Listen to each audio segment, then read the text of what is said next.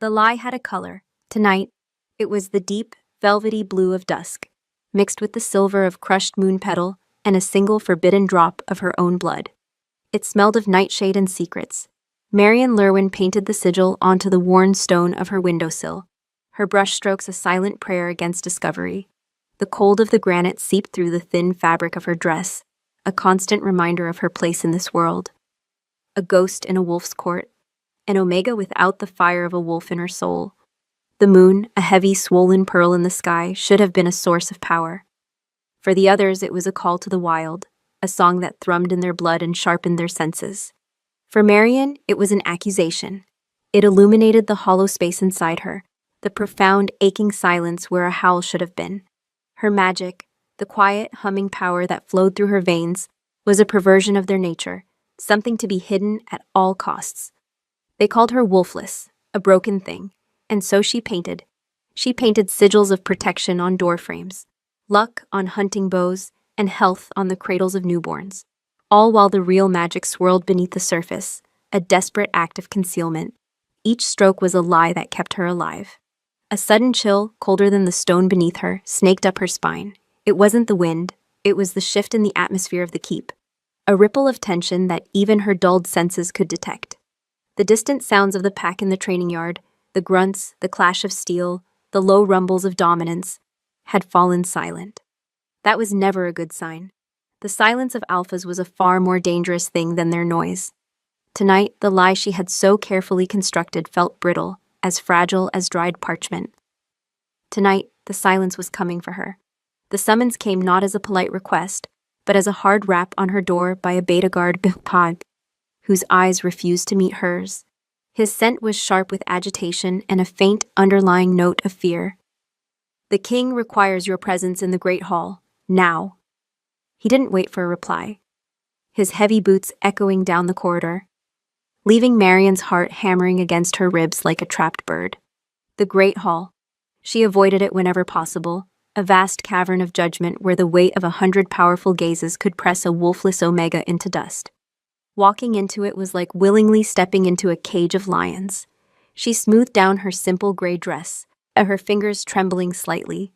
The faint stains of cobalt and silver on her fingertips seemed to glow with guilt.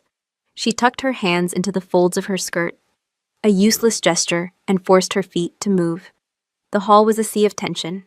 Torches spat and crackled in their sconces, casting long, dancing shadows that clung to the stone pillars like specters. The pack's highest-ranking members were gathered, their powerful forms radiating an almost visible aura of dominance. The air was thick with the scents of ozone, old leather, and a sharp, metallic undertone of brewing conflict. They stood in tense clusters, their whispers ceasing as she entered, replaced by a wave of cold, assessing stares. She kept her eyes fixed on the floor, the rough-hewn flagstones, a map of survival. Do not look up. Do not show fear. Do not exist. "Well, well, look what the shadows have coughed up," a voice drawled, slick with contempt. Marian froze. She didn't need to look up to know who it was. Lord Valerius, an alpha of high standing, with a cruel streak as wide as the king's throne. His scent was of frost and smug satisfaction. "The little painter," he continued, stepping into her path. She could feel the heat of him, the sheer predatory force that made the air around him crackle. "Still smudging your little charms on the walls, Omega? Tell me, what color is abject failure?" A few sycophantic chuckles rippled through the nearby alphas. Marian's shame was a physical thing, a hot flush that crawled up her neck. She finally forced herself to lift her gaze, meeting his pale, merciless eyes. "My lord," she murmured, her voice barely a whisper. "My lord," he mimicked, his lip curling.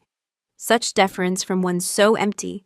"The king keeps you as a pet, a curio. A wolfless healer who paints away ailments that a true wolf would simply burn out with their own fire. You are an insult to the moon, a weakness in this court."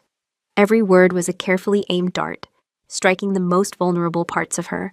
She could feel the stares of the others, some laced with pity, most with scornful agreement. She was a flaw in their perfect primal world. A mistake. She opened her mouth to speak, to offer some defense, but no words came. What could she say? He was right. The silence inside her was her condemnation. Valerius leaned closer, his voice dropping to a conspiratorial hiss that that was meant for everyone to hear. I wonder, does the king know the true extent of your uselessness? Or is he, too, blinded by the pretty colors you use to hide your rot?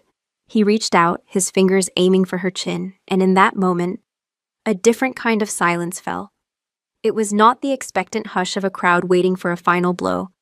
This was a profound, absolute stillness, a sudden vacuum where all sound, all scent, all movement ceased. The torches seemed to dim, the very air growing heavy and cold. The scent hit her first. Ozone and winter pine, the clean, sharp smell of a storm breaking over an ancient forest. It was a scent of undisputed authority, of raw, untamable power that dwarfed every other presence in the room. It was the scent of the king. King Roderick Vane did not stride into the great hall, he manifested. He moved from the shadows near the throne with a predator's silent grace, and the world seemed to reorient itself around him. He was a man built of harsh lines and unforgiving angles, his shoulders broad enough to carry the weight of a kingdom.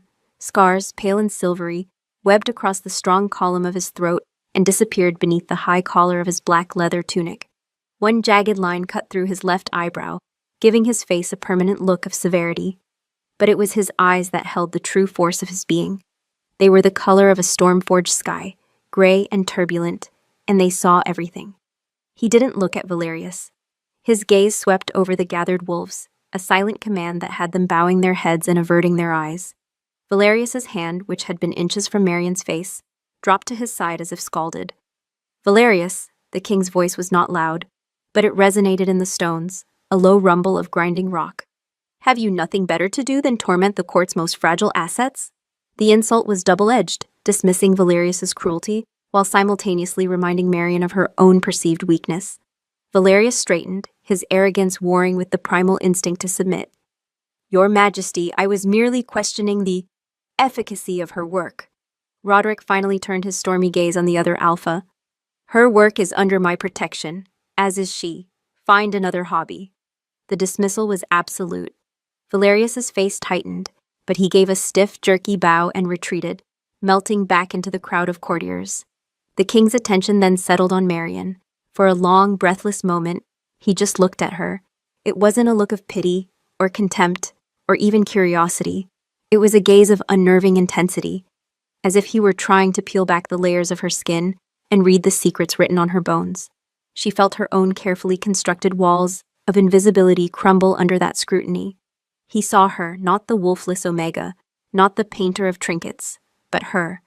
The feeling was both terrifying and strangely exhilarating. The spell was broken by a sudden commotion at the main doors. 2 guards burst in, their faces pale, their armor rattling with their haste. Between them, they supported a massive figure, Gideon, the king's first beta and master of arms. Gideon was a mountain of a man, an alpha of immense strength, but now he was slumped, his head lolling, his breath coming in shallow, ragged gasps. A strange dark mottling was visible on his skin, like a bruise spreading from within. A collective gasp swept through the hall. Panic, a sharp and acrid scent, began to cut through the oppressive tension. "Poison," someone hissed. "It's a curse," another whispered. Roderick was at Gideon's side in an instant, his movements a blur of contained power. He laid a hand on his friend's forehead, his expression hardening into granite. "What happened?" he demanded of the guards. "He just collapsed, Your Majesty, in the armory. One moment he was fine, the next he was on the floor, gasping." One of the guards stammered, his voice tight with fear. Roderick's gaze swept the room again, but this time it was different. It was the look of a king hunting for a traitor in his midst. Every alpha, even Valerius, shifted uncomfortably. This was not a border skirmish or a challenge for dominance. This was a shadow moving within the castle walls, an unseen enemy striking at the heart of the pack. Marian watched, her healer's instincts overriding her fear. She saw the bluish tint to Gideon's lips, the faint tremor in his limbs. It wasn't a poison she recognized, and it felt colder, deeper than any herbal concoction. It felt like magic, like the darkened version of the power she hid in her own blood.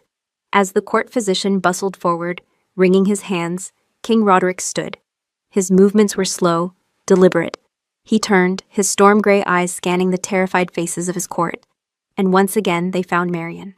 He walked toward her, the crowd parting before him like a tide receding from the shore. He stopped directly in front of her, so close she could feel the heat radiating from his body, smell the primal scent of his power. A scent that made the silent thing inside her tremble with an instinct she didn't know she possessed. He didn't speak. He simply lifted his hand and gently, almost reverently, took one of hers. He turned it over, his thumb brushing over the faint blue and silver stains on her fingers. His touch was not rough, but it was possessive, a claim. It sent a jolt of pure, unadulterated shock through her system, a spark in the desolate quiet of her soul. His gaze lifted from her hand to her eyes, and the entire world narrowed to the space between them. The whispers, the fear, Gideon's labored breathing. It all faded into a dull roar. "You paint sigils for protection," he stated, his voice a low, intimate rumble that was meant only for her, yet it carried the weight of a royal decree. "You ward against sickness and shadow." It wasn't a question, it was a fact, and a demand. Marian could only nod, her throat too tight to form words. The lie she had lived by was now being called upon to serve. The king's grip on her hand tightened, not painfully, but with an inescapable finality. His eyes held hers, a silent binding oath being forged between the broken Omega and the mighty Alpha King. "From this moment," King Roderick Vane commanded, his voice cutting through the rising panic of the Great Hall, "your art, your hands, and your secrets belong to the crown. You will not leave my side until this shadow is purged from my court." His words hung in the air, a binding chain forged of sound and authority. Marian's world, once a small gray space defined by the four walls of her room, had just been shattered. "Your secrets belong to the crown." The breath caught in her lungs, a painful, sharp thing. He knew. He couldn't possibly know the truth of her magic, but his words struck so close to the heart of her terror that for a moment, she was certain her carefully painted lies had peeled away, leaving her soul bare for all to see. His grip on her hand was the only thing grounding her. It was a firm, unyielding anchor in a sea of hostile stares and rising panic. He didn't wait for her assent. It was not a request. He began to move, pulling her along in his wake. The powerful alphas and betas of his inner circle, men who would tear apart any lesser wolf for standing in their way, melted aside. They were a force of nature parting for a greater one. Marian stumbled to keep up, her worn leather slippers scuffing silently on the stone. She was a leaf caught in the current of a great river, utterly powerless. They stopped beside the makeshift pallet where Gideon lay. The court physician, a fussy, gray-haired man named Elric, was dabbing at the beta's brow with a uselessly damp cloth, muttering about nightshade vapors and contaminated wine. His scent was of dried herbs and rising fear. He was out of his depth, and he knew it. "Leave him," Roderick commanded. His voice was quiet, but it cut through Elric's nervous chatter like a blade. The physician scrambled back, bowing so low his forehead nearly touched his knees. The king knelt beside his fallen friend, his movements fluid and economical, never breaking his hold on Marian's hand. He gently pulled her down with him. The cold of the flagstones seeped into her knees, a mirror of the ice forming in her veins. Up close, Gideon's condition was far worse. The dark mottling on his skin was not a bruise. It seemed to shift subtly beneath the surface, like smoke trapped under glass. His breathing was a faint, wet rasp. The air around him was cold, unnaturally so, carrying a faint, cloying scent of decay, and something else, something metallic and wrong, like rusted iron and wilted lilies. Roderick's stormy eyes met hers. The sheer force of his presence was overwhelming. He didn't need to speak. The command was in his gaze, in the tightening of his fingers around hers. "Do something, heal him, show me why I have kept you." Panic clawed at her throat. Her sigils were a sham. They were shields for her, not swords for others. They were designed to misdirect, to cloud, to conceal the humming power inside her. How could she possibly turn a lie into a diagnostic tool? It would be like trying to catch moonlight in a sieve. I need my things," she whispered, her voice cracking. "My pigments, my brushes." It was the only thing she could think to say, a desperate bid for a moment's reprieve, a retreat to the familiar ritual of her art. The king's gaze didn't waver. He looked over his shoulder. "Corvin," he barked. A guard with a jaw like a block of granite stepped forward. "Your Majesty." "Escort the Lady Marian to her quarters. Bring back everything she requires. No one is to hinder you. No one is to speak to her." He looked back at Marion, his eyes boring into hers. Be quick! The walk back to her small room was a blur of averted eyes and hostile whispers that died the moment Corvin's stony glare passed over them. She felt like a condemned prisoner being led to her own execution. Her room, usually a sanctuary of silence and solitude, felt like a cage. She moved on instinct, her hands trembling as she gathered her worn leather roll of brushes, her small clay pots of powdered pigments, a precious clean square of linen, and a small vial of linseed oil. She hesitated for a fraction of a second over the small silver-bladed knife she used to draw a bead of her own blood. It was the catalyst, the spark that ignited the lie. She snatched it up and tucked it away, her heart thudding a frantic rhythm against her ribs. When she returned to the great hall, a wide circle had been cleared around Gideon's still form. The king stood sentinel beside him, a lone mountain against a sky of fear. The rest of the court watched from a distance, their suspicion a palpable force in the air. Lord Valerius was among them, his arms crossed, a smug, predatory smirk on his face. He was waiting for her to fail. He was praying for it. Marion knelt again, laying out her tools on the cold stone.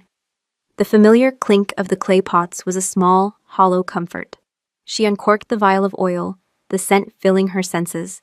She had to do this. She had to create the illusion of healing, a performance for an audience of wolves. She took a deep breath, trying to calm the tremor in her hands. Think. What does a diagnostic sigil look like? She pictured one from an old herbalist's text.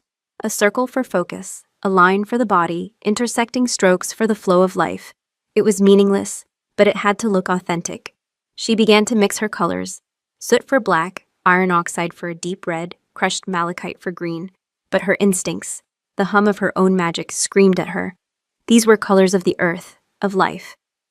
The thing clinging to Gideon was none of those. It was a void, a silence, an absence of color, an idea, terrifying and desperate, took hold. What if she didn't paint a lie? What if, for the first time, she tried to paint the truth? What if she didn't try to create a sigil of diagnosis, but instead tried to paint what she felt from the affliction clinging to Gideon? Her gaze flickered to the king. He was watching her every move, his expression unreadable, his presence a crushing weight. There was no choice. Failure meant exposure, exile, or worse. A performance was no longer enough. With a shaking hand, she reached for the pigment pot that held crushed charcoal and ground obsidian. Black, the color of nothingness. She added a drop of oil, mixing it into a thick, glossy paste. Then she picked up the small silver knife. Shielding the motion with her body, she pricked the tip of her thumb. A single perfect droplet of crimson welled up. She let it fall into the black pigment. It vanished, consumed by the darkness. She closed her eyes, focusing not on the crowd, not on the king, but on the coldness radiating from Gideon. She let her senses, the strange non-wolf senses her magic gave her, reach out. She felt the wrongness of it, the cold, parasitic energy clinging to the beta's life force, draining it away. It wasn't poison, it was a weaver's knot of malice, a deliberate, magical snare. Her eyes snapped open. She dipped her finest brush into the blood-laced ink. She placed the square of clean linen on the floor beside Gideon's head. Her hand moved, not with the practiced motions of her usual deceptions, but with a new, urgent certainty. She didn't paint the sigil from the book. She painted what she felt. A spiraling, thorny vine, coiling inward on itself, tightening around a core of absolute emptiness. It was ugly, jagged, and wrong. It was the shape of the curse.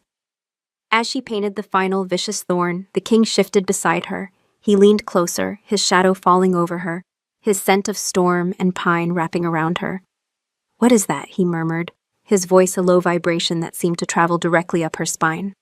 I don't know," she breathed, the honest answer feeling more dangerous than any lie she had ever told.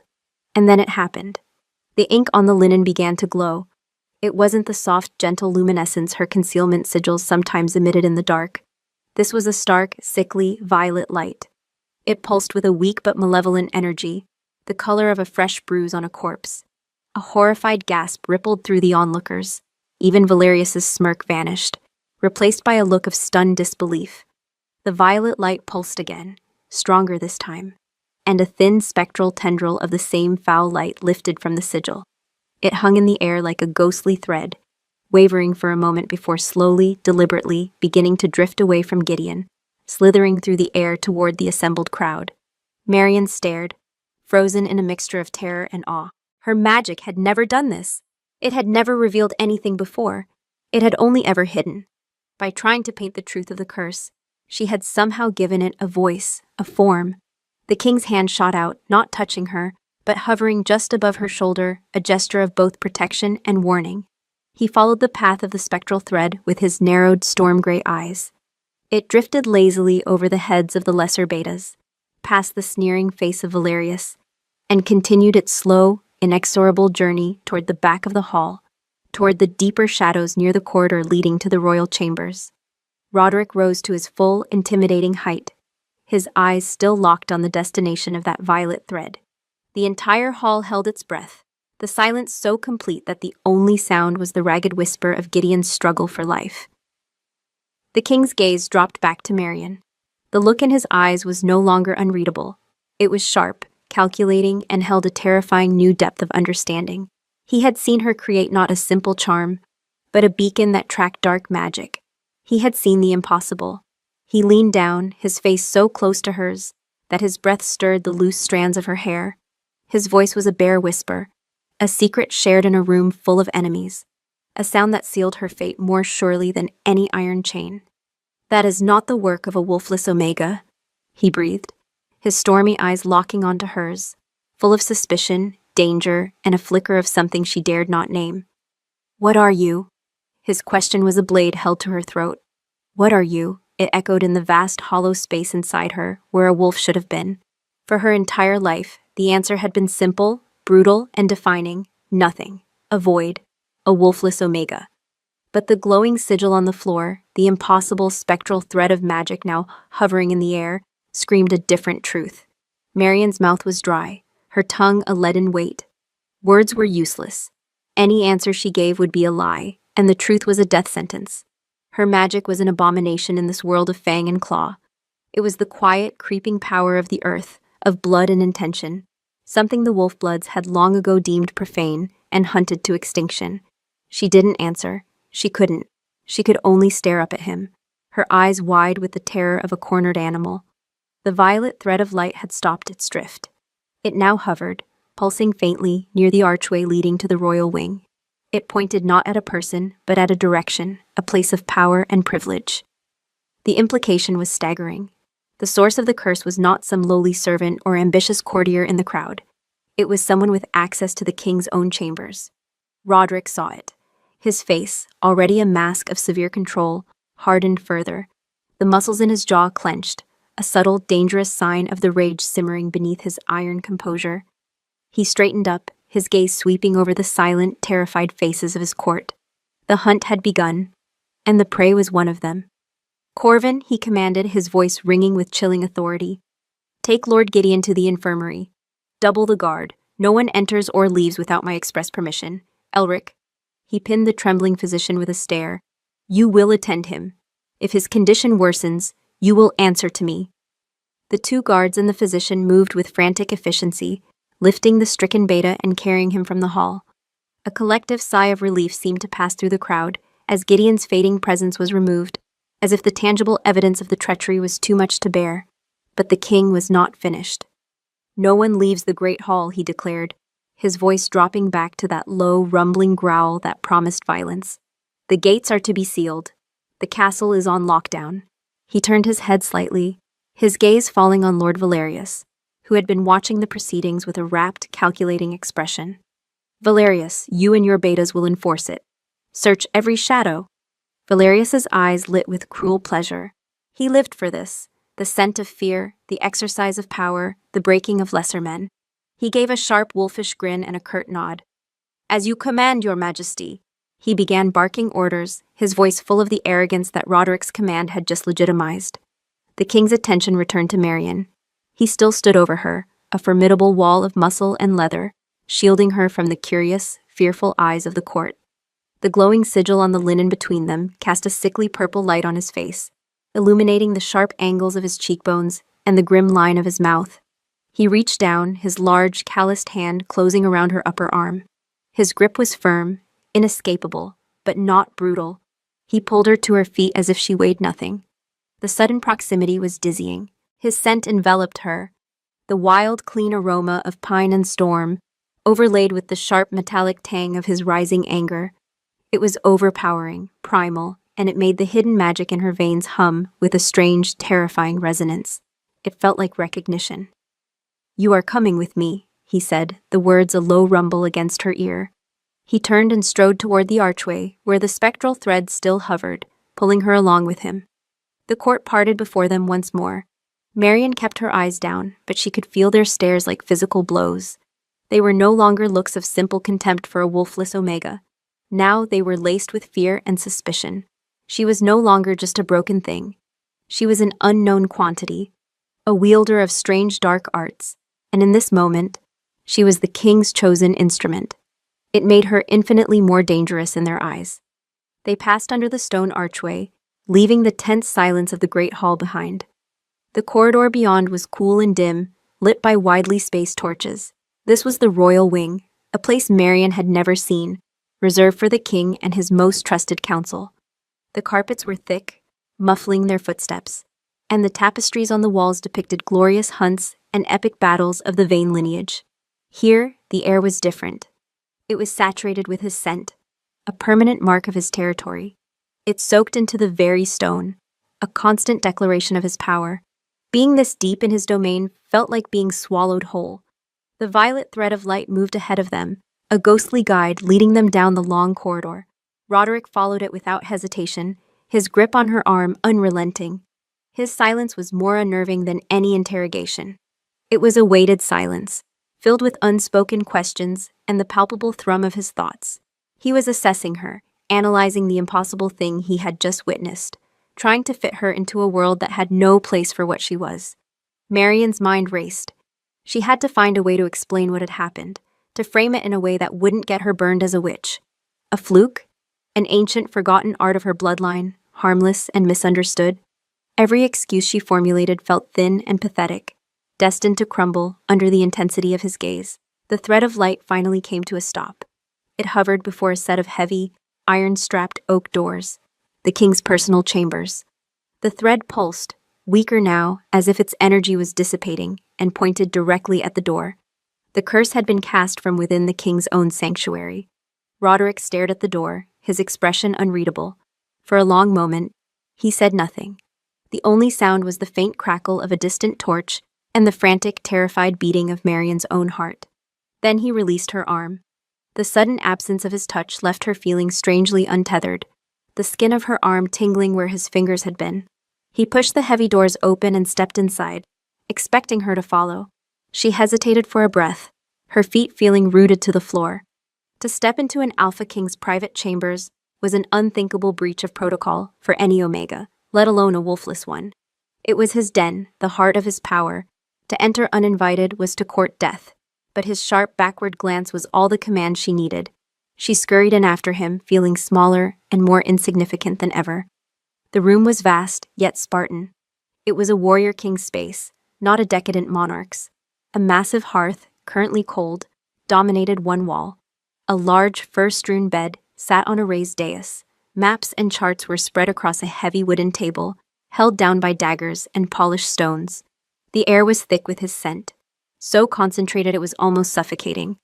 It was the scent of leather, steel, winter air, and the unique, potent musk of his own wolf. Marian's senses, usually so dull compared to the others, felt overwhelmed. The magic inside her, the part of her that was not human and not wolf, reacted to the sheer density of his power. It was like standing too close to a fire, a thrilling, dangerous heat that threatened to consume her. Roderick ignored her, his stormy eyes scanning every corner of the room. He was a predator in his own territory, searching for the scent of an intruder. He moved with a silent, lethal grace, his hand resting on the pommel of the sword at his hip. He ran his fingers along the edge of his desk, his gaze lingering on a silver chalice, then on a half-written letter. He was looking for anything out of place, any trace of the person who had brought this darkness into his sanctuary. Finally, he turned to her. He crossed the room in 3 long strides, stopping so close she had to crane her neck to look up at him. The sheer size of him was intimidating, a mountain of contained fury. "The sigil," he said, his voice low and hard. "Explain it." Marian swallowed, her throat clicking. I have studied the old arts, the marks of affliction, some illnesses, some poisons. They leave a resonance, a stain on the victim's life force. My pigments, when mixed with a catalyst. She trailed off, unable to bring herself to say blood. They can sometimes reveal that stain. It was a half-truth, the best she could manage.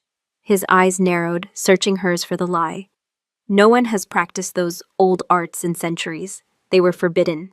The last of the blood witches were purged during the reign of my grandfather. Blood witches. The name sent a shard of ice through her heart. That was what they called her ancestors. That was the name they had died for. My family were healers, Your Majesty, not witches, she whispered, the words tasting of ash. We kept the knowledge, but only for painting, for art. You never thought to mention that you could track curses through my castle? He finished for her, his voice dripping with dangerous sarcasm. I didn't know I could. The words burst out of her, raw and honest. I have never seen magic like this. I only ever used my art to create wards, protections. I was trying to see the shape of the illness and it responded. He stared at her for a long, tense moment, the silence stretching until it was a physical strain. He was weighing her words, weighing her. He was the alpha of alphas, his instincts honed to a razor's edge. He could surely scent the lie clinging to her, the deeper secret she was still trying to protect. But instead of calling her out, he reached out and took her hand, the one with the small, weeping pinprick on the thumb. He turned it over, his gaze fixed on the tiny bead of blood. His thumb brushed over it, gently smearing the crimson drop. A jolt, hot and electric, shot up her arm. It was not the shock of fear or surprise. It was something else entirely, something primal and terrifyingly new.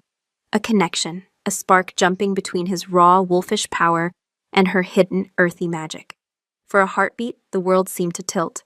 His scent filled her lungs, not just pine and storm, but something deeper, richer, the smell of hot blood and ancient soil, and a possessiveness that stole her breath. The silent, hollow place inside her ached. It was a sharp, piercing pang of longing for something she'd never had, a phantom limb crying out for a connection it was never meant to feel. He felt it too. She saw it in his eyes, a flicker of shock, a widening of his pupils. His nostrils flared, and he drew in a sharp breath, as if tasting her scent on the air for the very first time. He dropped her hand as if it had burned him, taking a step back. The connection was severed, leaving a strange, cold emptiness in its wake. The air between them crackled with a new, unspoken tension.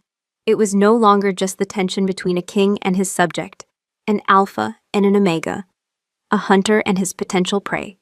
It was something far more ancient, something that defied the rigid laws of their world. Roderick turned away from her abruptly, running a hand through his dark hair. He was shaken. The unshakable King Roderick Vane, the Wolf of the North, was shaken by the touch of his wolfless painter. The realization gave Marion no comfort, only a fresh wave of terror. The curse was cast from this room, he said, his voice rough, forced back into the familiar cadence of command. Someone was here, someone who had access. He began to pace, the restless energy of his wolf finally breaking through his control. Only a handful have that, my counsel, my personal guard, Valerius. He stopped, his back to her. And you. The accusation was soft, but it landed with the force of a hammer blow. Me? She gasped, horrified. No, I would never. You are the only one in this castle who has just demonstrated an affinity for this kind of magic. He shot back, turning to face her again, his eyes blazing with suspicion. You appeared in my court 5 years ago, a refugee from a burned-out village, claiming to be nothing more than a painter. You have been quiet, unseen, the perfect spy, the perfect assassin. Every word was a nail in her coffin. He was laying out the facts, and they formed a picture of perfect guilt. Her terror warred with a sudden, hot surge of indignation. He thought she was the traitor? After a lifetime of cowering, of hiding, of being nothing, he thought she possessed the will and the power to strike down the king's most powerful beta. If I were the traitor, she said, her voice shaking but clear, why would I create a sigil that exposed the magic? Why would I lead you right to the heart of the conspiracy? Perhaps to frame someone else, he countered, his logic as sharp and cold as a shard of ice. To sow chaos, to point the finger away from your true masters. The injustice of it stole her breath.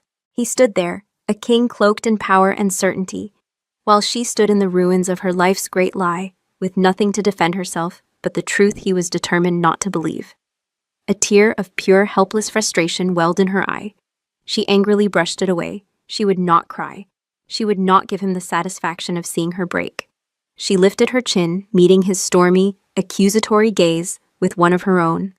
For the first time in her life, she did not feel like a wolfless Omega. She felt like Marion Lurwin, a woman wrongly accused, and a flicker of defiance ignited in her soul.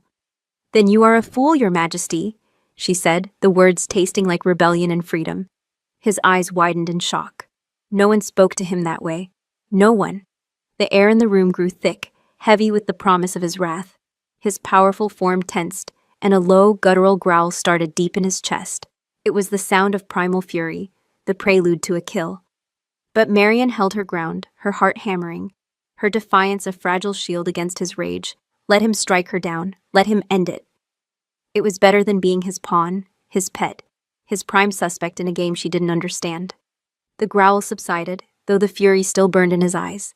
He stared at her, the silence stretching, and in that silence, something shifted.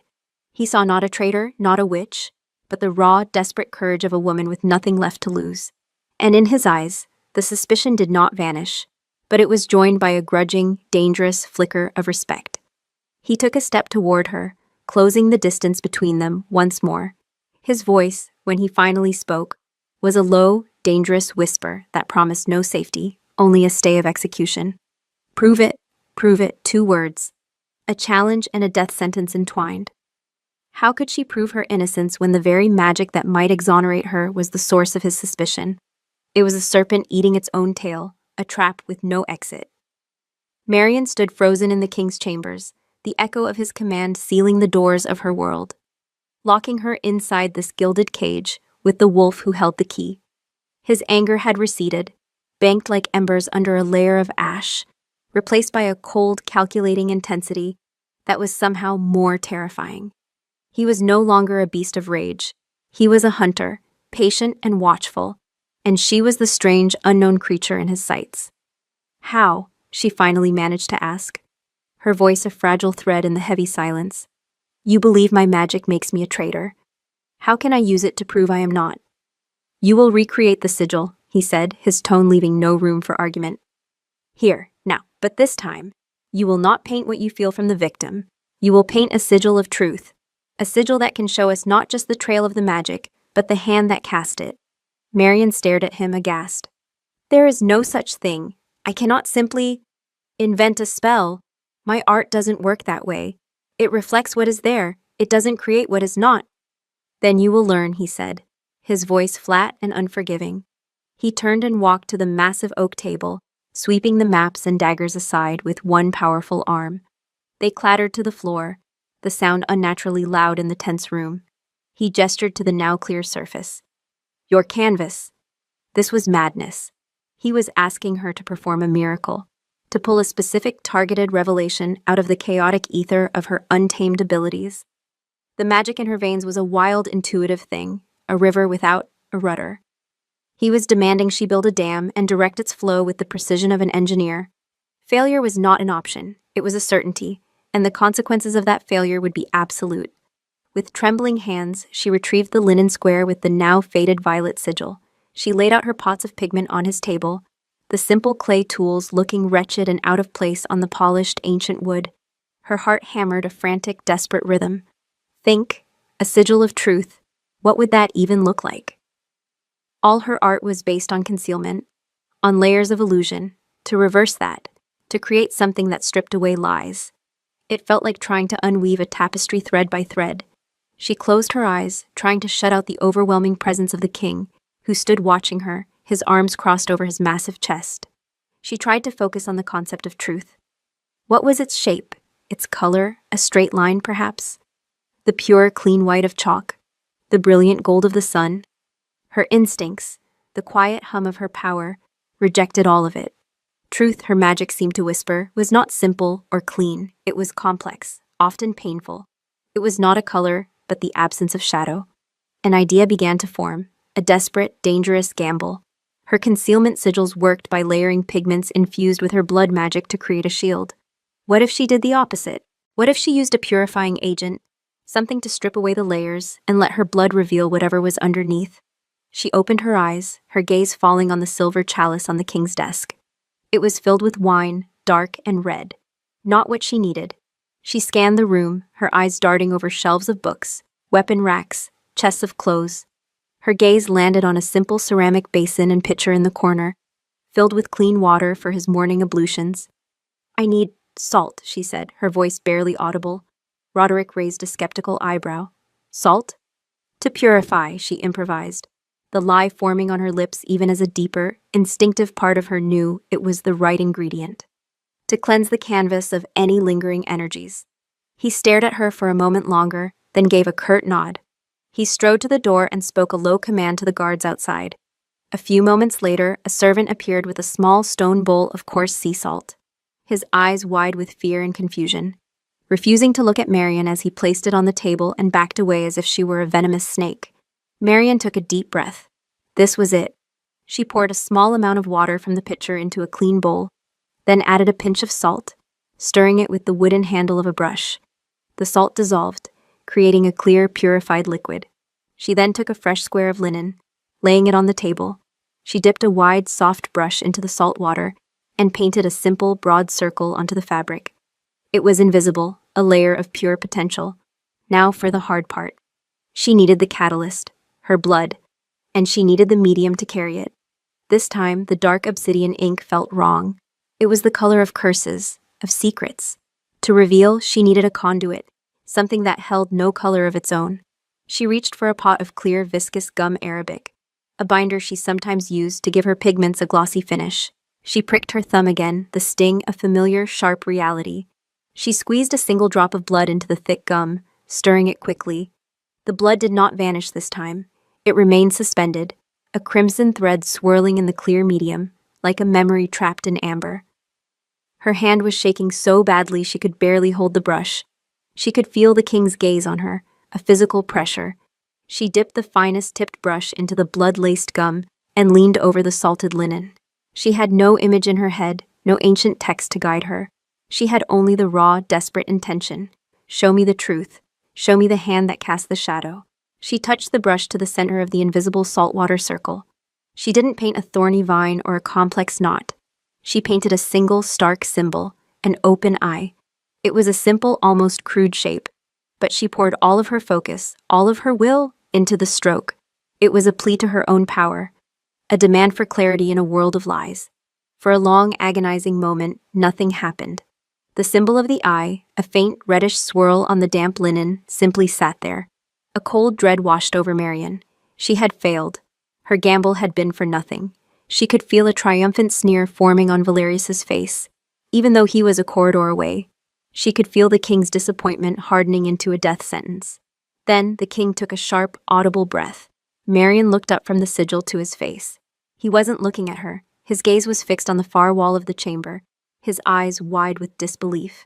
She followed his gaze. The stone wall beside the hearth, a solid, unremarkable expanse of gray granite, was shimmering. The light was not coming from her sigil.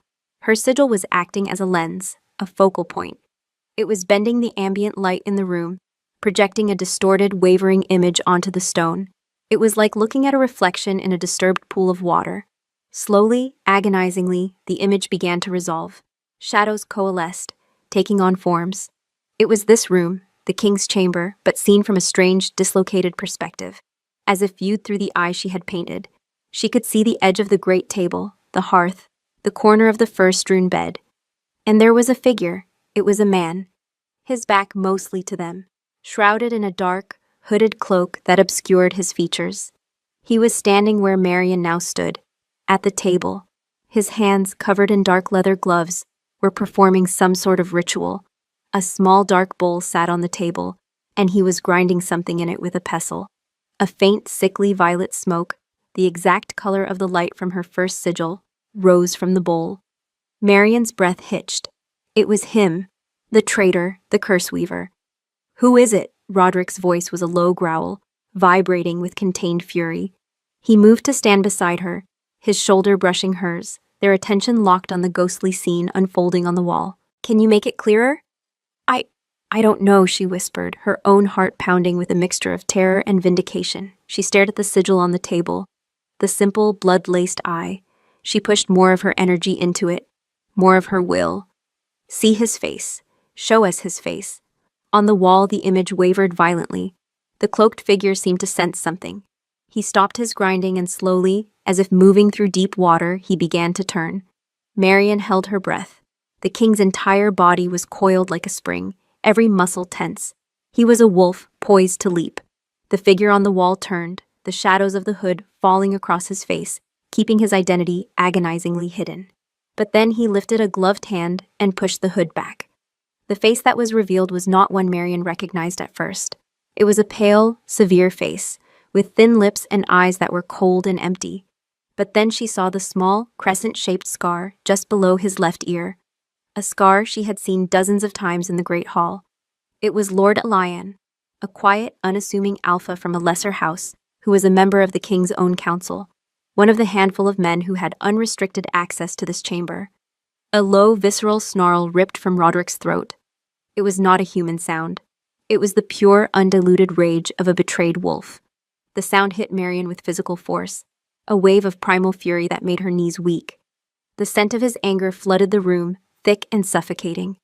On the wall, the vision began to dissolve. The image of Lord Elian flickered and broke apart like smoke, the magical echo of his presence fading. The shimmering on the stone ceased, leaving only the cold, hard reality of what they had seen. Marian stumbled back from the table, her strength failing her. She had done it. She had proven it wasn't her. But the victory felt hollow, swallowed by the terrifying magnitude of the king's wrath. Roderick did not look at her.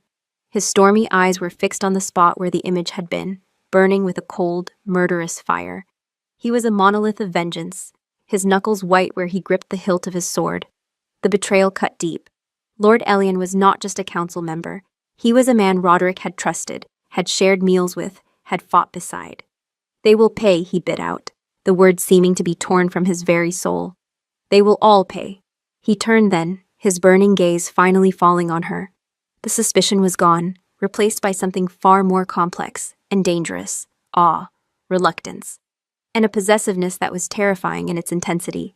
He had seen the truth of her power, and he understood in that moment what a weapon she could be, what an asset she was. He strode toward her, his fury coiling into a tight, focused point. He stopped directly in front of her, crowding her against the edge of the table. He reached out, not to her arm, but to her face. His calloused fingers were surprisingly gentle as they brushed a stray strand of hair from her cheek. His thumb rested just below her eye, a gesture of unnerving intimacy. "You have proven you are not the traitor," he said, his voice a low, rough murmur. "But you have also proven that you are far more than you seem." His scent was overwhelming, a vortex of power and rage and something else, something wilder that was aimed directly at her. His wolf was at the surface, drawn out by the betrayal and the raw display of her magic. His eyes, turbulent and gray, locked onto hers. The pupil of his left eye, the one with the scar above it, seemed to dilate, turning almost black.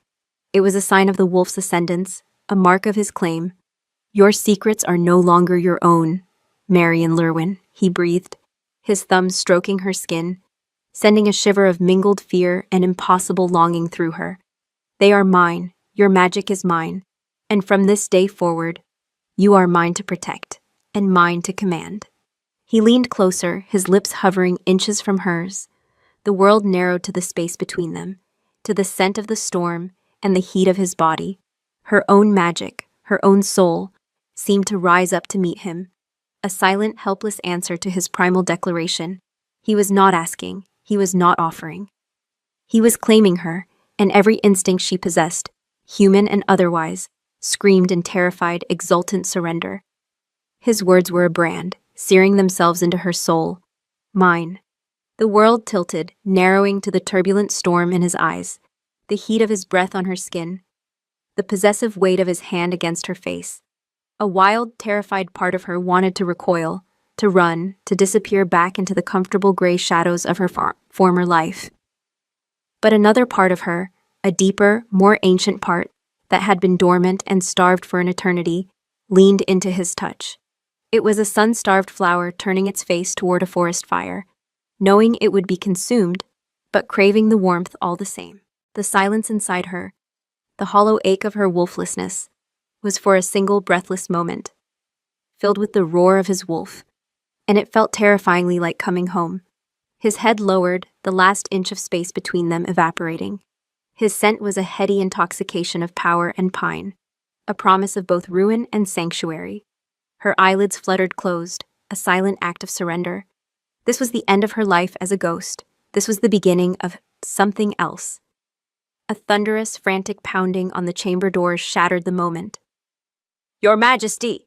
a voice bellowed from the corridor, rough with urgency. "King Roderick, we have a breach in the West Wing. Lord Ellion's quarters are ablaze." Roderick flinched back as if struck, the spell broken.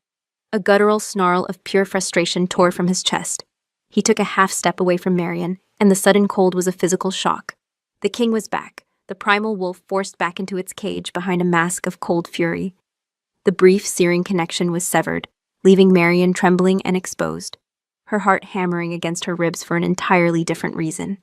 "He knows," Roderick bit out, his stormy eyes locking with hers for a fraction of a second, a silent acknowledgement of the truth they had uncovered. He strode to the door and threw it open. Corvan stood there, his face grim, flanked by 2 other guards in full armor.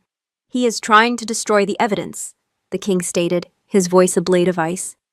"Valerius and his betas are to surround the West Wing. No one gets out. Send a team to contain the fire, but their priority is capture, not rescue. I want him alive." He looked back at Marion, his gaze pinning her in place. "You, with me." He didn't wait for an answer. He swept out into the corridor, a whirlwind of vengeful authority, and Marion had no choice but to hurry after him, her small pot of blood-laced gum clutched in her hand like a talisman. The castle was in an uproar. Guards were running, their boots echoing on the stone, their scents sharp with adrenaline. Courtiers peered from doorways, their faces pale with fear and confusion. As Marion followed in the king's wake, their eyes fell on her. The whispers were no longer just scornful. They were laced with a new, potent fear. She was the witch at the king's heel, the omen of the unfolding chaos. They reached the West Wing to find it choked with thick, acrid smoke. Flames licked at the tapestries outside Lord Ellion's apartments, and the air was hot and difficult to breathe. Valerius was already there, directing his men with a savage glee, his wolfish grin illuminated by the firelight. "Majesty," he barked, giving a sharp bow. "We have him cornered. He's barricaded himself inside."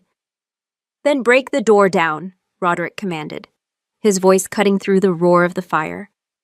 2 massive betas lowered their shoulders and slammed into the heavy oak door. It groaned, splintering, but held. As they prepared for a second charge, Marion felt a strange sensation, a cold spot in the overwhelming heat.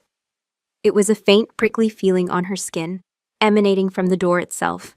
It was magic, a desperate, hastily constructed ward. "Wait!" she cried out, her voice thin in the chaos. Roderick, who had been focused on the door, turned his head, his expression annoyed. "What is it?" "There's a sigil," she said, pointing a trembling finger at the door. "On the inside. A ward of repulsion. It's weak, but it's reinforcing the wood." Valerius scoffed. "More of your painter's fantasies, Omega? It's a door. Break it." But Roderick was not looking at Valerius. He was looking at Marion. His eyes narrowed in assessment. He had seen what her magic could do. He strode to the door, ignoring the heat, and placed his palm flat against the wood. He closed his eyes for a moment, his nostrils flaring. A low growl rumbled in his chest. "She's right," he said, his voice dangerously quiet. He opened his eyes, and they glowed with a faint silvery light, the power of his wolf rising to meet the challenge. "There is a foul energy here." He stepped back. "All of you, stand aside." Valerius and the guards retreated, their expressions a mixture of confusion and awe. Roderick drew his sword. The blade was a magnificent piece of craftsmanship, its steel humming with an almost imperceptible energy. He took a deep breath, and the air around him seemed to grow colder, charged with ozone. He was not just a king, a warrior. He was an alpha of an ancient, powerful line, and his own blood held a magic that was raw, wild, and utterly dominant. He lunged forward, not with the brute force of his betas, but with a single, precise, impossibly powerful thrust. The tip of his sword struck the center of the door, There was a sound like shattering glass, and a flash of sickly violet light exploded outwards. The magical ward disintegrated, its energy spent. The oak door, now stripped of its unnatural reinforcement, blew apart into a shower of splinters. Roderick strode through the breach into the smoke-filled room without hesitation. Marian followed, coughing, her eyes streaming. The room was a wreck. Papers and books were burning in the hearth, a desperate attempt to erase all traces of guilt. And in the center of the room, surrounded by a ring of overturned furniture, stood Lord Elian. He was no longer the quiet, unassuming courtier. His fine clothes were singed, his face streaked with soot, and his eyes were wide with the feral panic of a trapped animal. He held a long, wicked-looking dagger, its blade coated in the same dark, oily substance she had seen him grinding in her vision. "Stay back!" he shrieked, his voice cracking. He waved the dagger wildly at the guards who were beginning to file into the room. Roderick stopped, holding up a hand to halt his men. He stood tall and immovable amidst the smoke and chaos, his sword held loosely at his side. "It is over, Elian. You are accused of high treason and the use of forbidden magic against a member of my council. Surrender now, and your death will be swift." Elian laughed, a high, unhinged sound. "Surrender to you, after you cast me aside, after you ignored my counsel and my house in favor of brutes like Valerius?" His wild eyes darted around the room, finally landing on Marian, who was half hidden behind the king. A look of pure, venomous hatred twisted his features. "And you," he spat, pointing the poisoned dagger at her. "The little wolfless witch. This is your doing. You crawled into his head with your filthy blood magic and painted your lies." He took a step forward. "You think you've won? You think he trusts you? You are his new pet, his tool. He will use you until your magic runs dry, and then he will discard you like the broken thing you are." Roderick moved so fast he was a blur. He closed the distance between them in a single step, his sword a flash of silver. He did not aim to kill. The flat of his blade slammed into Elian's wrist with brutal force. A sickening crack echoed through the room, and the dagger clattered to the floor. Elian screamed, clutching his shattered arm. The guards surged forward, subduing him and binding his hands before he could even draw another breath. Through it all, Roderick did not take his eyes off the captured traitor, but Marian felt the shift in his posture. He had moved, almost unconsciously, to place his body more fully between her and Elian, a living shield against the man's accusations. Elian's words, meant to sow discord, had done the opposite. They had forced the king into a public act of protection. As Elian was dragged away, still screaming curses and accusations, the tension in the room slowly began to dissipate. The fire was being contained. The immediate danger was over, but Marian was left shaking, Elian's words ringing in her ears. "He will use you, and then he will discard you." Was that her future? To be the king's weapon, celebrated in one moment and condemned in the next? Roderick turned to her, his face a grim, unreadable mask. The silvery light had faded from his eyes, leaving only the cold gray of a winter storm. "Come," was all he said. He did not lead her back to her own chambers, or even to his. He led her down into the cold, damp depths of the castle, to the dungeons. The air grew heavy and smelled of wet stone, despair, and old fear. Torches cast long, dancing shadows on the walls, and the silence was broken only by the drip of water and the distant, mournful groan of a rusted hinge. Lord Elian was chained to the wall in the central interrogation cell. His face was pale, his earlier defiance crumbling into sullen silence. He refused to look at the king. Roderick circled him like a wolf stalking its prey. "You poisoned my first beta. You practiced forbidden arts within the walls of my own keep. You conspired against the crown. I want to know who you were working with. I want names." Elian just shook his head, a faint, bitter smile on his lips. "You will get nothing from me, Roderick." The king's control finally snapped. He seized the front of Elian's tunic, slamming him back against the stone wall with enough force to make his teeth rattle. "You think you have a choice?" he roared, his voice bouncing off the damp stone, his wolf finally unleashed. "I will tear the truth from your throat with my own hands." But Elian, for all his cowardice, held firm. "Kill me then, you will still know nothing." Roderick released him in disgust, turning away to pace the small cell. His frustration was a palpable force, a storm trapped in a bottle. He stopped, his back to Elian, and his gaze fell on Marian, who had been standing silently in the doorway, a ghost in this chamber of violence. A new, chilling idea began to form in his eyes. He looked from her to her pot of blood-laced gum, and then to the defiant prisoner. His expression was terrible to behold, a mixture of ruthless desperation and cold, pragmatic logic. He was a king pushed to the edge, and he was about to use the sharpest weapon in his arsenal. He walked toward her, his footsteps echoing in the dreadful silence.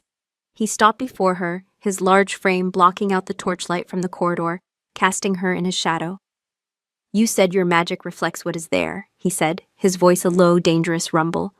"You showed me a shadow of the past, a memory left on the air." Marian nodded, her throat too dry to speak. "I need more than a memory now," he continued, his eyes boring into hers. "I need what is inside his head. I need his allegiance, his co-conspirators, his secrets." A cold, sickening dread uncoiled in Marian's stomach. She knew what he was going to ask. She could feel the words forming before he even spoke them. "You created a sigil to see the truth," King Roderick Vane commanded, his voice devoid of all warmth, all humanity, leaving only the unyielding will of a monarch. "Now you will create one to extract it. Place your linen upon his skin, use your blood, paint his confession onto the page for me to read." Marian stared at him in horror. He was asking her to violate a mind, to use her power not as a shield or a lens, but as a scalpel. It was a dark, twisted perversion of her art, a path she had never, ever imagined treading. It was the work of a blood witch. She looked from the king's merciless face to Elian's terrified one. This was her choice. Refuse her king and be branded a traitor herself, or become the monster everyone had always believed her to be. Her hand holding her brush began to tremble uncontrollably. The silence in the dungeon was a living thing. It pressed in on Marian, heavy and suffocating, thick with the scent of wet stone, fear, and the king's unyielding demand. Paint his confession. The words were a desecration. Her magic, the secret, shameful core of her being, had always been a tool of defense, of concealment. He was asking her to turn it into an instrument of violation, to peel back the layers of a man's mind and lay his soul bare for the world to see. Elian, chained to the wall, began to struggle, his eyes wide with a new, profound terror. He had faced the king's physical wrath, but this was something else entirely. This was a threat to his very sanity, his self. "No," he whimpered, shaking his head frantically. "You can't. That is an abomination." His words struck Marian like a physical blow because they were true. This was the dark path her ancestors had been accused of treading, the very reason her kind had been hunted into oblivion. To do this would be to become the monster of their history books. She looked at Roderick, her eyes pleading. "Your Majesty, I don't know how. My magic has never been an attack."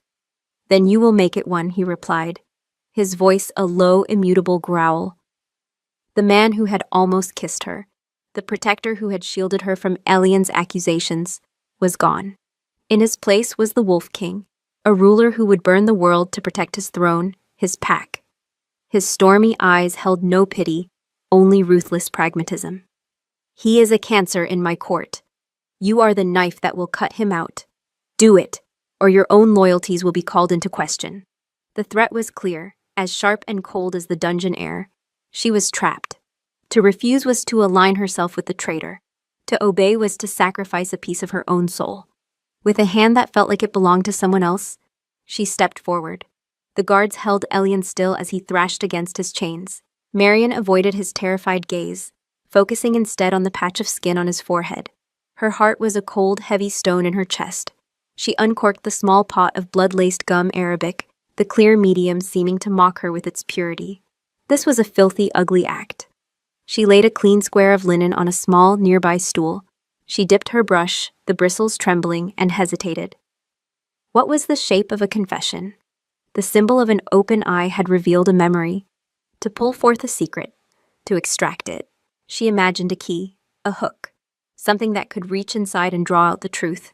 She closed her eyes, forcing herself to focus, to push past the revulsion and find the intuitive hum of her power. She pictured Elian's mind as a locked chest. She poured her will into the brush, not asking to see, but asking to open. She painted a complex, spiraling symbol, like a key forged of thorns, designed to unlock and ensnare. She took the small painted linen and turned back to the prisoner. "Hold him," she whispered to the guards, her voice hoarse. She reached out, her fingers shaking, and pressed the damp linen against Elian's forehead. The moment it made contact, he screamed. It was not a scream of pain, but of pure psychic agony. His body went rigid, his eyes rolling back in his head. A violent tremor racked his frame. At the same time, a jolt of raw, chaotic energy surged back up Marian's arm.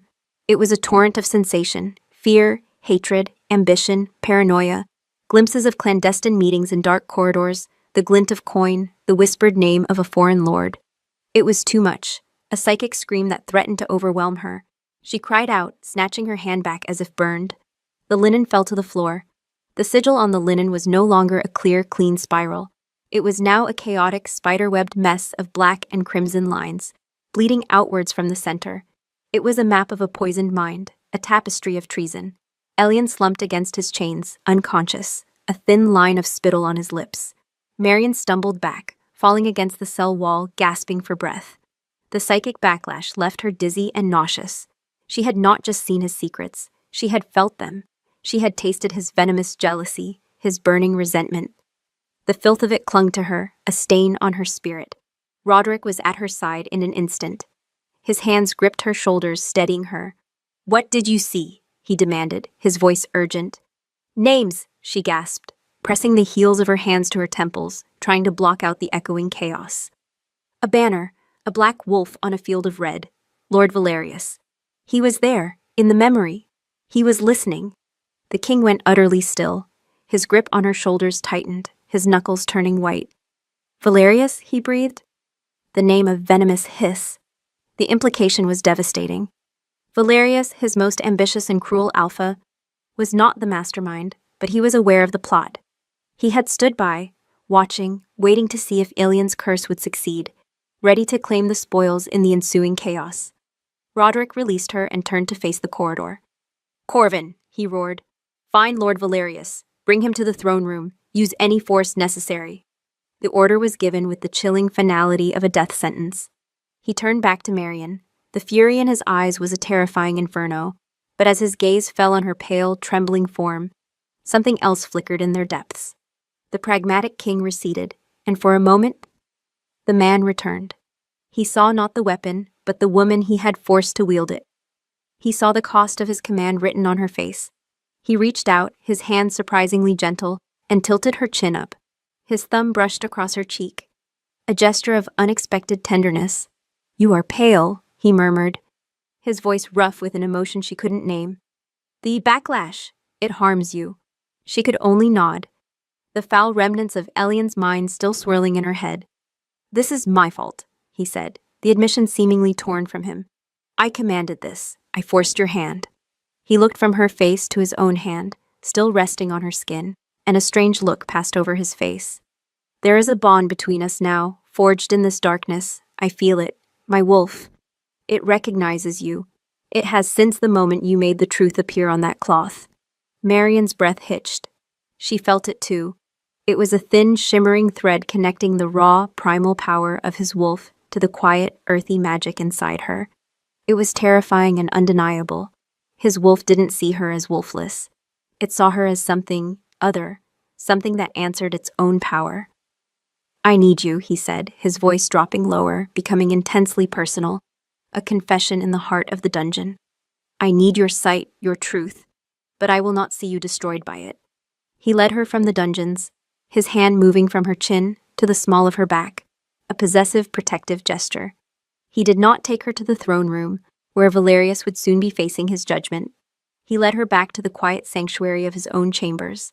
Inside, the air was still thick with his scent, but now it was a comfort rather than a threat.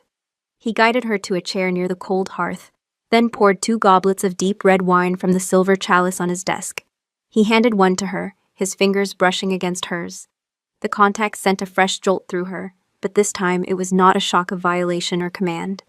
It was a spark of warmth that chased away some of the dungeon's chill. He did not sit. He paced before the hearth, a caged wolf, the weight of the new betrayal heavy on his broad shoulders. "Valerius," he muttered, more to himself than to her. "He would let the kingdom burn if he could rule over the ashes. I should have seen it."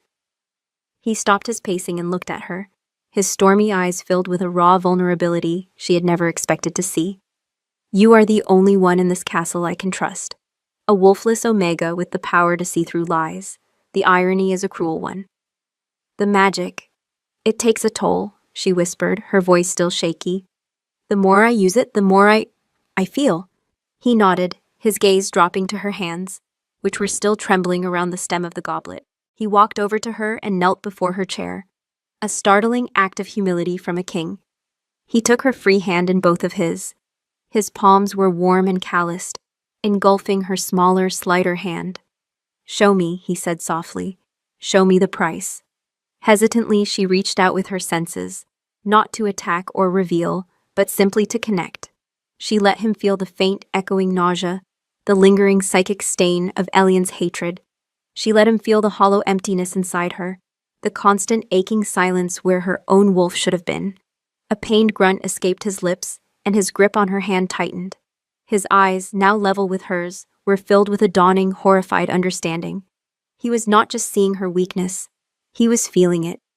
By the moon, he breathed, to live with that silence, and to bear the clamor of others' souls on top of it. It is a terrible burden. In that moment, he was not her king. He was not her master. He was simply a man, seeing her, truly seeing her, for the first time. The last of her defenses crumbled.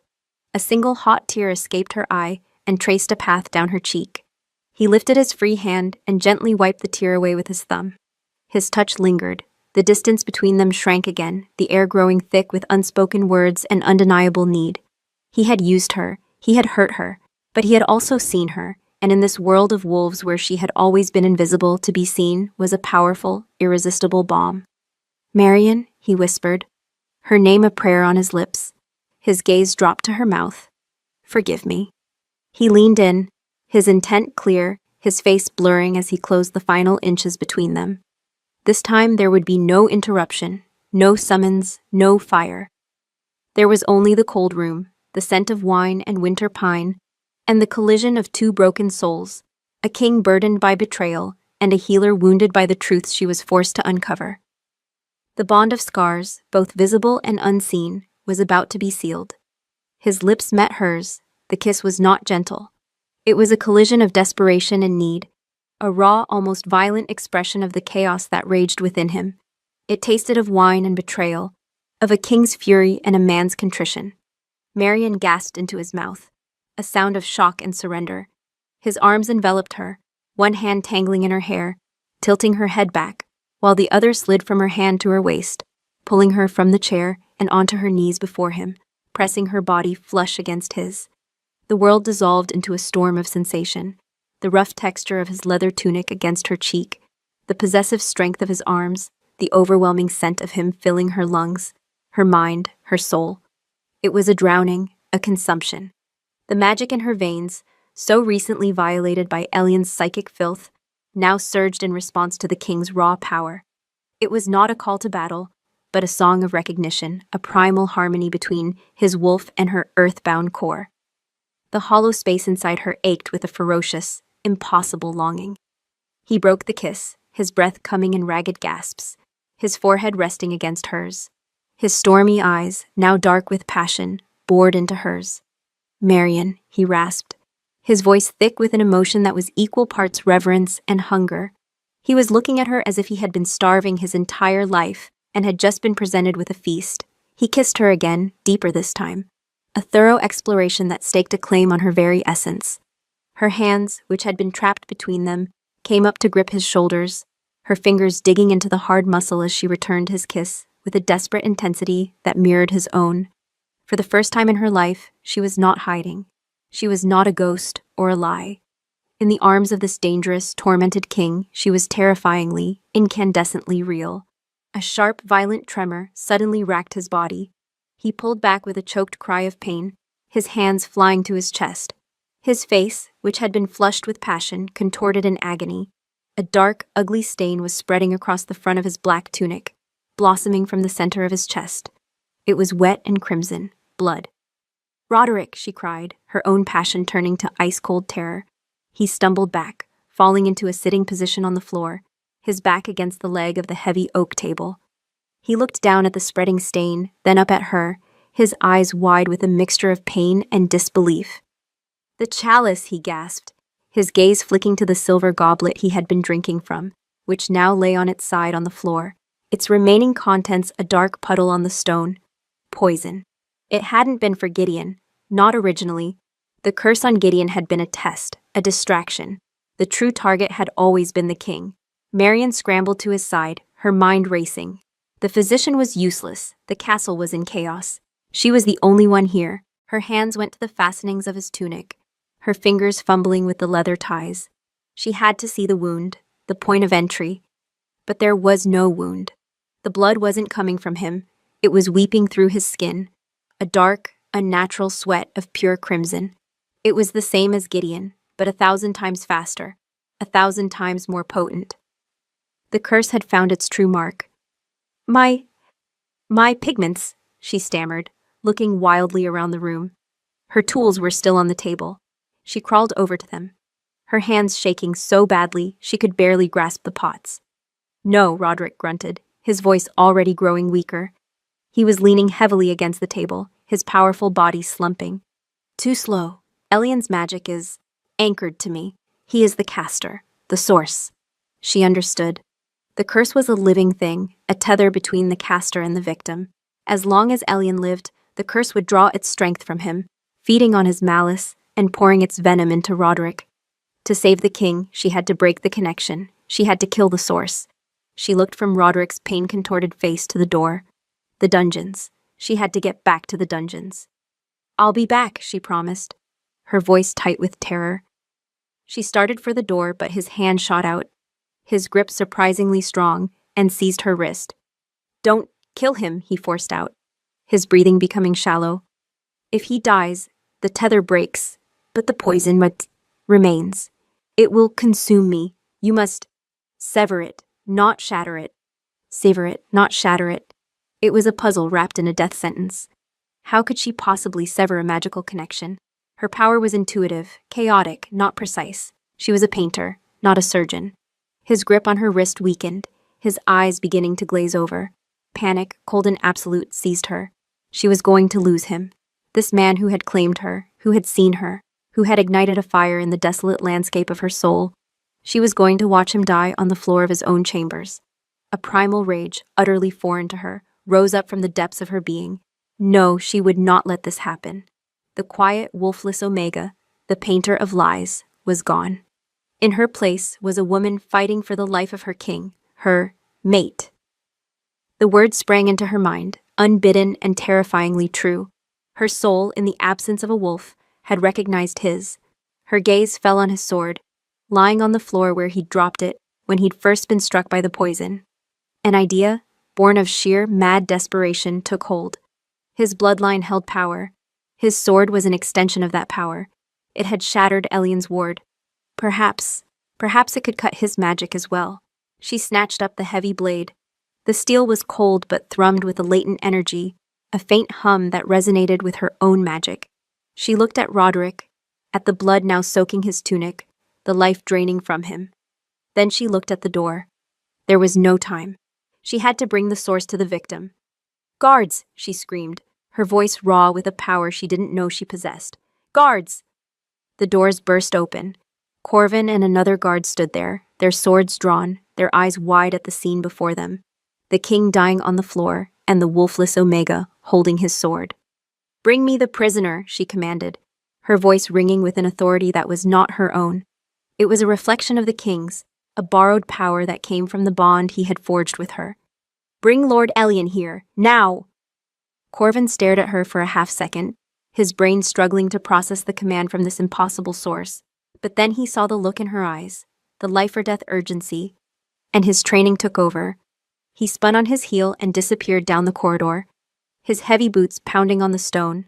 Marion knelt beside Roderick again, clutching the heavy sword. She brushed the sweat-damp hair from his forehead. His skin was cold, clammy. His breathing was a faint, shallow whisper. Stay with me, Roderick, she pleaded, her voice breaking. Please, stay with me. His eyes fluttered open, the storm within them reduced to a faint, cloudy gray. He tried to speak, but only a bloody froth appeared on his lips. His gaze was fixed on her, a silent, desperate plea. The minutes stretched into an eternity. Every rasping breath he took felt like it could be his last. Finally, she heard the sound of shouting and struggling in the corridor. Corvin reappeared, dragging a terrified, still-bound Lord Elian behind him. "Here," she commanded, pointing with the sword to the floor beside the king. "Put him on the floor," Corvin shoved Elian down. The traitorous lord landed in a heap, his eyes widening in horror as he saw the king's condition. A flicker of triumphant satisfaction crossed his face before being replaced by fear as he saw the sword in Marion's hand. "What are you doing, witch?" he spat. Marion ignored him. She looked at Roderick, then at Elian. She could feel it now, the foul invisible cord that connected them, pulsing with dark energy, siphoning life from one and pouring it into the other. Sever it, not shatter it. She took a deep breath, her knuckles white on the hilt of the sword. She was not a warrior. She had never held a weapon in her life. But this was not about skill or strength. This was about will. This was about magic. She poured her own energy, her own life force, into the blade. She let the humming power in her veins flow down her arms and into the steel, feeding the sword's latent power, awakening it. The ancient runes etched into the blade began to glow with a soft white light. She rose to her feet, standing over the two men. She lifted the heavy sword with both hands, the point aimed at the space between them. The white light from the blade intensified, casting stark shadows on the walls. She could see the tether now, a shimmering, ugly cord of violet-black energy, pulsing like a diseased artery. "What you have bound in malice," she intoned, the words coming from a place deep within her, a place of ancient power she had never known she possessed. "I will now sever in justice." She brought the glowing sword down in a swift, clean arc. The blade did not touch either man. It sliced through the air, through the space where the invisible tether connected them. There was no sound. There was only a flash of blinding white light and a wave of pure, silent force that threw her backwards. She landed hard, the sword skittering from her grasp. The room plunged back into semi-darkness, the only light coming from the torches in the hall. For a moment, everything was still. Then Elian screamed. A terrible, soul-tearing shriek of agony. He writhed on the floor, his body convulsing. The curse, severed from its victim, had recoiled back upon its caster. The dark magic, with nowhere else to go, was now consuming its own source. Dark mottled patches bloomed across his skin, his veins turning black beneath the surface. His screams faded into a gurgling death rattle. And then he was still. Marion ignored him. Her eyes were fixed on Roderick. He was no longer bleeding. The dark stain on his tunic was not spreading.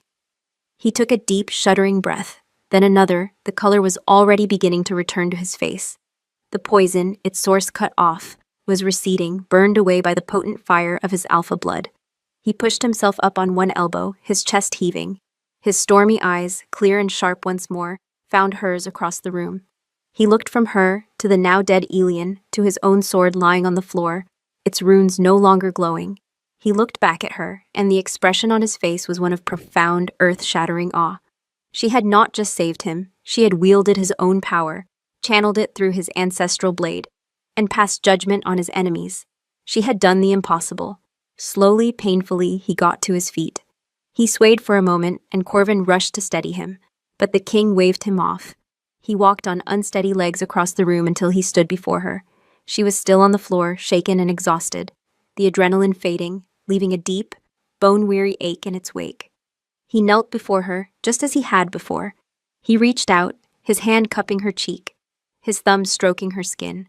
There was no passion in the gesture now, no desperation, only a deep, soul-shaking reverence. The seeress of the Vain Kings was said to be wolfless, he whispered, his voice hoarse, reciting a line from a legend she had never heard. Her blood was not of the wolf, but of the deep earth. Her sight was truth, and her touch was judgment. He looked into her eyes, and she saw not a king looking at a subject, but a man looking at his destiny. "It was never a curse, Marion," he said, his voice thick with emotion. "Your silence, your gift. It wasn't a flaw. You were waiting for a wolf strong enough to call it forth. Waiting for me." 6 moons had passed. The snows of winter had melted, and the scent of damp earth and new life rose from the forests surrounding the keep. The great hall, once a place of profound humiliation for Marion, was now a tapestry of celebration. Torches burned brightly, casting a warm, golden glow on the assembled pack. The air was thick with the smells of roasted meat, spiced wine, and the collective, contented musk of wolves at peace. Marian stood on the dais, beside the great stone throne, not behind it or in its shadow, but at its side. She wore a gown the color of a midnight sky, and a simple hammered silver circlet rested on her dark hair. It was not a crown of dominion, but a mark of office. The king's seeress, her office, her truth. She no longer hid the faint stains of pigment on her fingertips. They were a badge of honor now, a testament to the power she no longer concealed. She let her gaze sweep over the hall. She saw the powerful alphas and betas. The same wolves who had once looked at her with contempt, or worse, with pity. Now their heads were bowed in respect. When they met her eyes, they did not see a broken, wolfless thing. They saw the woman who had unmasked a conspiracy that reached from the heart of the court to the rival kingdoms in the south. They saw the healer who had saved their king's life, not with herbs, but with a power they still did not fully understand, but had come to revere. Valerius was gone. His complicity, his silent, opportunistic waiting, had earned him not the swift death of a warrior, but the ultimate shame for a pack wolf, exile. He was stripped of his name and cast out, doomed to wander the wilds as a lone wolf, a fate worse than any blade. His absence was a stark reminder of the new order, of the unyielding justice of the king, and his terrifyingly perceptive seeress. A large, warm hand settled on the small of her back. Marian didn't need to look. She knew his touch, the way a flower knows the sun. She could feel the steady, reassuring strength of him, the low, calm thrum of his power. King Roderick Vane stood beside her, his presence a formidable anchor in the sea of faces.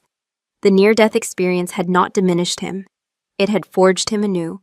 The last vestiges of his youthful arrogance had been burned away, replaced by the quiet, unshakable confidence of a king who had looked into the abyss and had been pulled back by a miracle.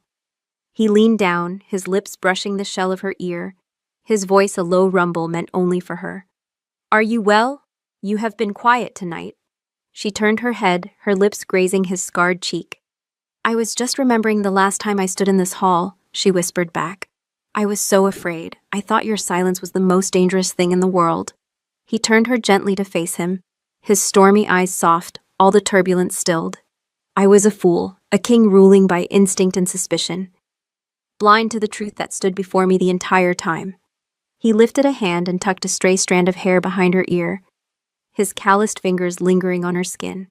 "My silence was dangerous, but your silence was just waiting for a voice."